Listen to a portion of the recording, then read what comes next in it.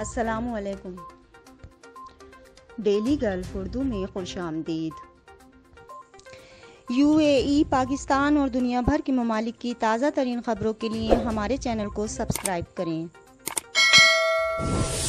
متحدہ عرب امارات میں کرونا وائرس کے سبب 2 ہلاکتیں ریکارڈ کی گئی ہیں۔ متحدہ عرب امارات کی وزارت صحت اور روک تھام نے بدھ کے روز کرونا وائرس کے 254 نئے کیسز کا اعلان کیا، جس سے کیسز کی کل تعداد 61,606 ہو گئی ہے، جبکہ 295 افراد کرونا وائرس سے صحت یاب بھی ہوئے، جس سے صحت یابیوں کی کل تعداد 55,385 ہو گئی ہے۔ ایکٹیو کیسز کی تعداد مزید کم ہو کر 67,805 ہو گئی ہے، تاہم آج 2 ہلاکتیں واقع ہوئیں، جس سے ہلاکتوں کی کل تعداد 353 ہو گئی ہیں۔ متحدہ عرب امارات میں نسوار استعمال کرنے اور بیچنے والے پاکستانی ہوشیار ہو جائیں۔ پولیس کا کریک ڈاؤن جاری، 50 کلو گرام تمباکو پکڑی گئی۔ فوجیرہ میں کارروائی کے دوران 50 کلو گرام نسوار پکڑی گئی۔ دیبا فوجیرہ میں میونسپلٹی کی جانب سے دکانوں کی تلاشی لی جا رہی ہے۔ اسی دوران مختلف مقامات سے مجموعی طور پر 50 کلو گرام نسوار ضبط کر لی گئی۔ لوگوں کو بتایا گیا ہے کہ اگر کوئی نسوار استعمال کرتا یا فروخت کرتا پایا جائے تو اس کی اطلاع ہاٹ لائن 092443399 پر دی جائے۔ اس کے علاوہ ٹول فری نمبر 80036 اور سمارٹ فوجیرہ ایپ پر بھی شکایت کی جا سکتی ہے۔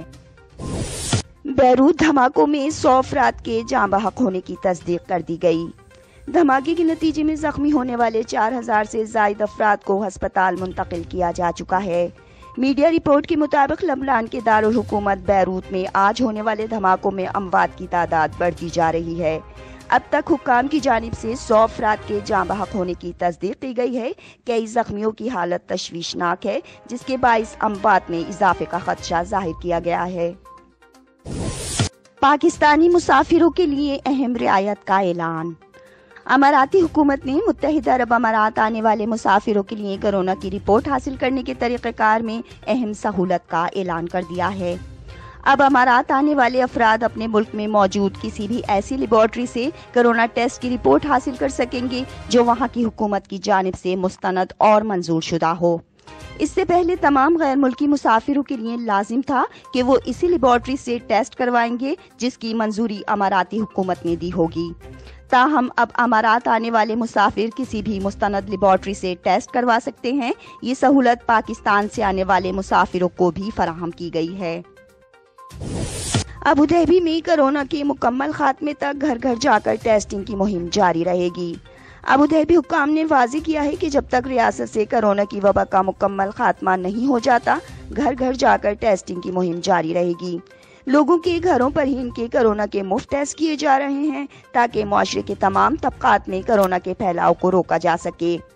جون سے جاری اس ٹیسٹنگ مہم میں ابوظہبی پولیس کا اسپیشل پیٹرول یونٹ المرصد طبی عملے اور رضاکاروں کے ساتھ مل کر حصہ لے رہا ہے، جس کا ہدف گنجان آباد علاقے ہیں۔ رہائشی علاقوں میں اسکریننگ کی مہم کے دوران ٹورسٹ کلب، خالدیہ، النجدہ اور الزفرانہ اور کارنیشے کے کچھ علاقوں میں ٹیسٹنگ کی جا چکی ہے۔ دبئی پولیس کے اہلکاروں کا شاندار اقدام، رہائی پانے والے 1,145 تارکین کے لیے ٹکٹ خرید کر وطن واپس بھجوا دیا گیا۔ جرائم کی سزا کاٹنے کے بعد رہا ہونے والے 1,145 تارکین وطن کو وطن واپس بھجوانے کے لیے پولیس اہلکاروں نے اپنی جیب سے 14,70,000 درہم کی ایئر ٹکٹس خرید ڈالیں۔ اکثر رہائی پانے والے قیدیوں کی عید سے پہلے وطن واپسی ہو گئی، جنہوں نے اپنے گھر والوں کے ساتھ مل کر عید کی خوشیاں منائیں۔ دبئی پولیس کے اہلکاروں کا یہ اقدام ہر سال انسانی ہمدردی کے جذبے کے تحت انجام دیا جاتا ہے، جس کا مقصد مستحق افراد کو مالی معاونت فراہم کرنا ہے۔ بیروت دھماکوں کے بعد برج خلیفہ لبنانی پرچم کے رنگ میں رنگ گیا۔ لبنان کے دارالخلافہ میں ہونے والے دھماکوں کے بعد برج خلیفہ پر اظہار یکجہتی کے طور پر لبنانی پرچم آویزاں کیا گیا۔ برج خلیفہ کی انتظامیہ کی جانب سے ٹویٹر اکاؤنٹ پر جاری ایک پیغام میں کہا گیا کہ برج خلیفہ اپنے لبنانی بھائیوں اور بہنوں کے ساتھ اظہار یکجہتی کے لیے لبنانی پرچم کے ساتھ روشن ہے۔ انہوں نے کہا کہ ہماری ہمدردیاں لبنانی عوام کے ساتھ ہیں۔ اب تک کے لیے اتنا ہی، اگلے بلیٹن تک کے لیے خدا حافظ۔